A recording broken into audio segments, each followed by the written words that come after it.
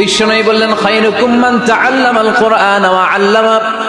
তোমাদের মধ্য থেকে ওই ব্যক্তি আল্লাহর কাছে সবচাইতে বেশি সেরা, যে নিজে কোরআন শিখে অন্যরে শিখায়া দেয়। আপনি কোরআন শিখলে আপনি সেরা, আবার আপনি যদি শিখায়া দেন তবেও আপনি সেরা।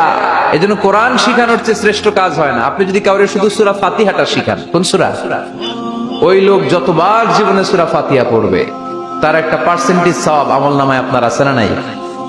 আবার ওই লোক যদি কাউরে এই সূরা ফাতিহাটা শিখায়, আবার যারে শিখালে এ যদি আবার আরেকজনরে শিখায়, এভাবে যত জনকে শিখাবে প্রত্যেকের সওয়াব থেকে একটা পার্সেন্টেজ সওয়াব আপনার আমলনামায় দিয়ে দিবে কে?